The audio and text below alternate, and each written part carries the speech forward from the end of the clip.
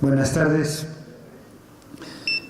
Efectivamente, me place ser consejero del Consejo Nacional de Educación y como escribo con frecuencia sobre miradas disruptivas sobre la educación, pensando en el futuro, me pidieron que haga una presentación que de alguna manera sintetice algunas de las ideas que he desarrollado sobre el tema, pero aclaro que son a título personal, no representan la voz del Consejo.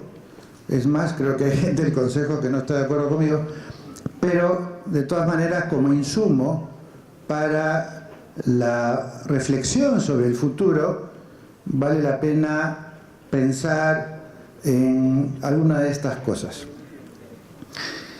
Partamos del escenario actual, un país atravesado por la corrupción y la incompetencia burocrática. La pregunta que me hago es cómo un país con un liderazgo mayoritariamente corrupto, deshonesto, ineficiente, inseguro, puede convertirse en un país honesto, pacífico y eficiente, sabiendo que los hijos aprenden de los mayores por imitación y los mayores están reflejando una sociedad que no nos gusta. Pienso que hay una sola forma, que es rebelarse contra los adultos, dar la contra. Pero eso supone una educación que valore el no conformismo, la protesta frente a lo injusto, la confrontación con lo establecido que anda mal, en aras de mejorar el mundo. Esa escuela que trae la realidad cotidiana al espacio escolar para reflexionar sobre ella y tomar posición, sí formaría ciudadanos democráticos, pero no es cómoda para los administradores que prefieren la sumisión disciplinada de los alumnos y profesores a los designios del ministerio o las normas a través de sus textos únicos y sus pruebas. Partamos ahora del mercado laboral actual. Hay miles de graduados buscando trabajo y a la vez cientos de empresas que se quejan que no encuentran los profesionales y técnicos que necesitan. Nuevamente, una educación que da la espalda a la realidad, que valora la capacidad de los estudiantes para responder preguntas de un examen repitiendo cosas que ya están en los libros, gracias a lo cual los estudiantes sacan un diploma, aunque olvidando que lo que demandan los empleadores es que sepan resolver problemas que nunca antes han visto, que sean capaces de pensar en rutas nuevas, originales, y de actuar sobre lo sorpresivo y lo desconocido. Por otro lado, habiendo cientos de postulantes para cada empleo, la pregunta es si todos saben lo mismo, ¿a quién se escoge? Obviamente, al más sumiso y al más barato, salvo que se busque a alguien particularmente innovador y creativo para resolver problemas nuevos, que sea original en sus propuestas para generar eficiencias. A ese profesional lo contratarán aunque cueste más. Pero eso significa que las personas no valen por su diploma, sino por el valor que le agregan a su profesión. O sea, que a contracorriente del modelo actual, que propone formarlos a todos por igual, habría que reconocer y valorar las diferencias, en vez de pretender que todos aprendan igual, de la misma forma, en el mismo tiempo, con el mismo procedimiento, los mismos casos, ejercicios, problemas, tareas y el mismo examen. Eso lo único que garantiza es que unos se aburran y que otros queden condenados al fracaso, porque no existen alumnos iguales, ni tampoco alumnos promedio. Pero eso significa personalizar la educación, cosa inexistente en la educación peruana, que se basa en el texto único, los exámenes nacionales uniformes para todos, el currículo único, un mismo sistema de rúbricas y puntajes para todos, pruebas estandarizadas, es decir, un régimen educativo totalitario y uniformizador, que niega el derecho de todos a ser diferentes y a tener éxito en la educación. Revertirlo requiere una educación personalizada, pero esa no es cómoda para la administración y para un sector de docentes que no tienen esa convicción. Partamos ahora de la producción industrial de bienes. Hoy en día los robots y la inteligencia artificial están desplazando el trabajo rutinario de las personas, cuyo valor agregado no está en su fuerza física o trabajo rutinario, sino en su capacidad de pensar, crear y diseñar. Las impresoras 3D ya pueden manufacturar cualquier cosa. Lo que vale no es la manufactura, es el diseño. Pero ¿dónde está el diseño en el currículo escolar y universitario? No existe, salvo en carreras específicas de diseño y arquitectura. Habría que introducirlo a la par de las habilidades que dan solvencia digital, porque el diseño interactúa con ellas. Eso no está en el currículo, no está en la formación docente, que sigue creyendo equivocadamente que las matemáticas son la clave para conquistar la educación superior. Hay que replantear los currículos para que el diseño y la solvencia digital sean dos grandes pilares de la educación. Pero eso no es cómodo para la administración y algunos organismos internacionales que siguen apostando por los paradigmas de la evaluación del pasado y la vocación por medir lo que es más fácil de medir, aunque no sea lo más relevante, como en las pruebas estandarizadas de matemáticas y la mal entendida comprensión lectora. Partamos ahora de los libros y textos escolares y universitarios. Todo lo que aparece ahí pertenece al pasado, que nunca se repetirá. Para que lo que se investiga y ocurre hoy se trate en las universidades o colegios, tendrán que pasar años hasta que eso sea documentado y llevado a los textos para luego ser usado por los estudiantes. Pero se supone que los estamos formando para lidiar con los problemas del presente y más aún del futuro, cuando egresen de sus estudios secundarios o superiores. ¿No tendría más sentido estudiar el futuro para que aprendan a imaginar escenarios por venir, en los que eventualmente ellos tendrían que actuar como ciudadanos? Es muy interesante estudiar la Primera y Segunda Guerra Mundial, pero ellos no la vivirán. Más sentido tendría que puedan imaginar cómo sería una Tercera Guerra Mundial, o qué pasaría si se produce el deshielo del Polo Norte, o si mañana se inventara un sustituto barato para el gas y el petróleo, o si se genera una nueva epidemia como la del cólera, con un virus que aún no se conoce, que podría matar a 100 millones de personas.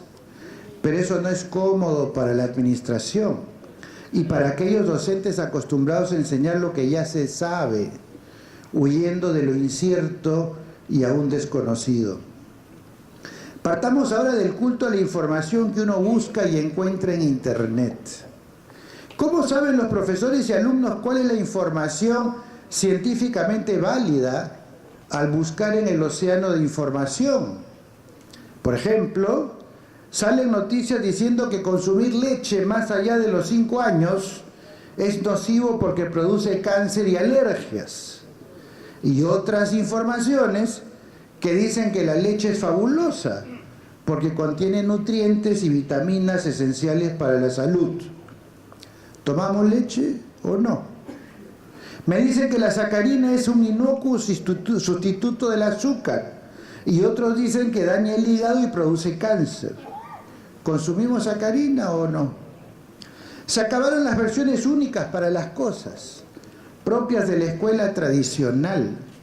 Hay que aprender a indagar y calificar el valor más reciente de una información. ¿Acaso eso se aprende en la escuela y en la universidad? Debería, pero no es cómodo para la administración y aquellos que prefieren versiones únicas de la verdad, en vez de convivir con la ambigüedad y la necesidad de verificar constantemente la vigencia de ciertos conocimientos.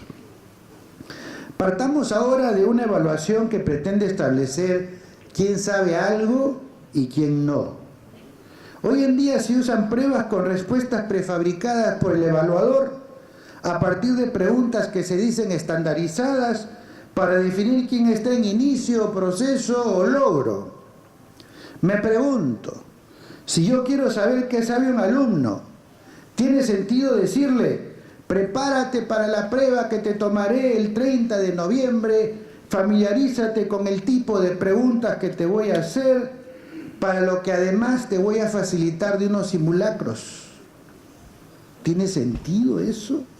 Así se detecta lo que uno sabe. Así se refleja lo que uno sabe. Quiero confesarles que cuando me aplico a mí mismo las pruebas censales de segundo de secundaria, o las preguntas de PISA, o los exámenes de ingreso de la UNI o San Marcos, siempre salgo mal. Los reto a ustedes, a los rectores y decanos, a los ministros y autoridades educativas, a dar esas pruebas para ver si son competentes. Si quienes hemos acumulado experiencia y competencia profesional somos incompetentes para resolver esos exámenes, o somos retroactivamente incompetentes para ostentar un diploma de egresado de secundaria, tendríamos que regresar al colegio, o esas pruebas no detectan ni predicen absolutamente nada. ¿Y por qué? Porque lo que uno sabe se debería detectar de modo inopinado, cuando puede evidenciar su saber en una actividad cotidiana, o cuando es capaz de transferir algo que aprendió a situaciones nuevas, que no aprendió, pero en las que usará lo aprendido. Por ejemplo, alumnos que estudiaron física, que pueden responder, ¿por qué las bandadas de aves y los equipos de ciclismo cambian al puntero cada cierto trecho para beneficio del equipo? O los que estudiaron anatomía, ¿qué efecto tiene un corazón grueso en el funcionamiento del cuerpo? ¿O a qué órganos afecta tener la presión alta o diabetes? ¿O cuál es la causa de la muerte súbita de los atletas? ¿O por qué un niño pequeño no debe hacer levantamiento de pesas? Nada de eso está en los libros, pero debería poder contestar, aunque sea con una aproximación conceptual. Pero si no es capaz de contestar ese tipo de preguntas, ¿qué es lo que realmente sabe? Sabe aquello que se requiere para aprobar un examen, que se olvida la semana siguiente y que no tiene ninguna capacidad de ser funcional para su vida. Pero eso no es cómodo para la administración y aquellos economistas que creen que todo se puede medir con pruebas estandarizadas, porque obliga a una evaluación de las situaciones cotidianas y hace inútil la evaluación con exámenes escritos, con respuestas prefabricadas para marcar o rellenar. Partamos ahora de nuestros fracasos sociales. 20% de niños y adolescentes tienen serios problemas de vulnerabilidad en su salud mental. 50% son víctimas de alguna forma de violencia o disfunción familiar. 70% de los jóvenes presos proceden de hogares abandonados por el padre. En suma, los niños peruanos mayoritariamente proceden de hogares disfuncionales, viniendo de todos los niveles socioeconómicos. Todos ellos, al menos por un par de años de su vida infantil, están en los colegios. ¿Pero qué hacen los colegios? Presionarlos con aprendizajes académicos que no están a su alcance y declararlos fracasados desde segundo de primaria con los resultados de las pruebas censales u otras evaluaciones. A eso le sigue una escalada de fracasos escolares posteriores que termina destruyendo su autoestima, provocando una creciente repitencia y abandono escolar. Esos niños quedarán a la merced de las presiones de supervivencia del mundo de la calle, luego a traficar, delinquir, violentar y terminar presos o muertos, con la excepción de aquella minoría que tiene un altísimo nivel de resiliencia. ¿Qué pasaría si las escuelas reformulasen la visión de su rol hacia verse a sí mismas como un espacio de acogida, protección, seguridad, cariño, empatía con los niños, que sirviera de contrapeso a sus hogares disfuncionales, como responsabilidad previa a la de acometer los objetivos académicos tradicionales. ¿Qué pasaría si el leitmotiv de la escuela fuera todo niño tiene derecho a ser feliz y a tener éxito? ¿Cambiaría la escuela? Sin duda alguna.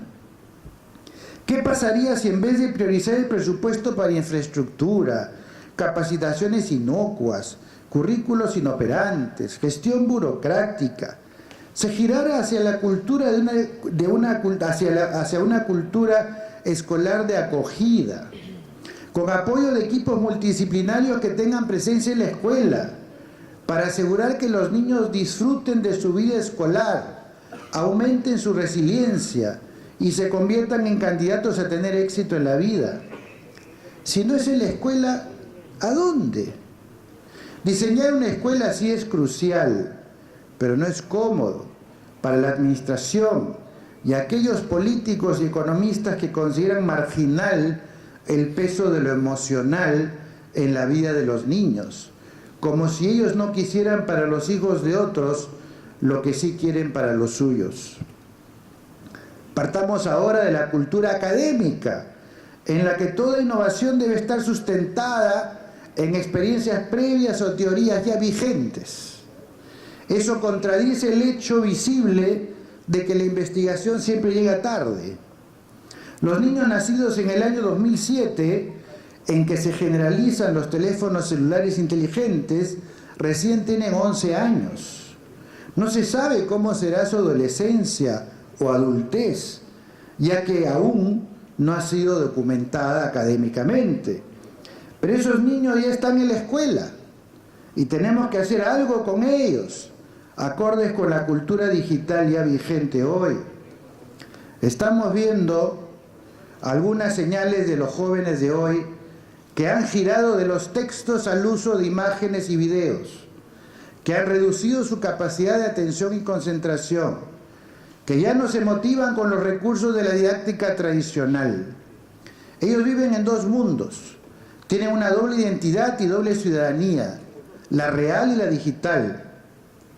Para desenvolverse en ese mundo virtual paralelo, requieren cada vez mayores niveles de autorregulación, autoevaluación, autodisciplina, autonomía, todo lo cual se sostiene en una fuerte autoestima, porque ese es un mundo en el que todo gira en torno a lo que ellos decidan. Pero la escuela está formada para que sean otros los que decidan todo: reglamento, currículo, horario, recreo, vestimenta, textos, exámenes, tareas, respuestas para sacar buenas notas, permisos para ir al baño. ¿Qué hay en la vida escolar en la que el alumno elige algo? ¿Qué entrenamiento han tenido para aprender a decidir? Para que aquilaten alternativas y tomen decisiones que tengan un valor ético, para que se vayan formando como ciudadanos democráticos. El reto del Perú es forjar este tipo de educación, que gire de los hechos a la sospecha y especulación, de acumular datos a transferirlos a la vida real, de las certezas a las hipótesis, del pasado al futuro, de la verdad única a los dilemas, de ser proveedores de respuestas a ser formuladores de preguntas, que en vez de contestar cuál es la capital de Egipto, sepan preguntar por qué el mapa de África tiene tantos países con fronteras que parecen dibujadas con una regla. Alumnos confrontadores, aunque no sea cómodo para la administración y algunos profesores.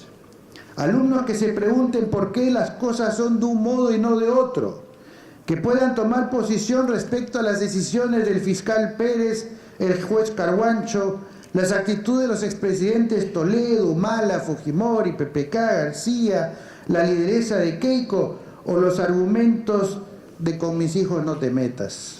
En suma, para terminar, hay dos conceptos que creo que deberían asumir quienes quieren educar en estos tiempos con miras al futuro: el escepticismo ilustrado y la intuición calificada. Escepticismo ilustrado para cuestionarlo todo con pensamiento crítico, porque las grandes corporaciones nos manipulan cada vez más con su verdad, secuestrando nuestra libertad. E intuición calificada, porque no podemos esperar que la investigación nos diga si algo tiene o no sentido, porque mientras pasan los años que dura la investigación, se desperdician las oportunidades para actuar con los niños y jóvenes del presente, para los cuales el saber y la intuición de gente experimentada y calificada, de la que sobran en el Perú, como se evidencia con muchos de los que están aquí presentes, juega un rol crucial. Aunque eso no sea cómodo para la administración y algunos organismos internacionales conservadores, pero no hay otra alternativa. Si queremos una educación de clase mundial al 2036, tenemos que arriesgarnos a ser disruptivos, sin esperar que otros países lo hagan primero. O nos quitamos la cobardía propia de quienes sufren el complejo de inferioridad, pensando que hay que esperar a que otros países inventen las cosas, o innovamos desde nosotros y desde ahora, construyendo el futuro promisorio que merecen nuestros niños. Gracias.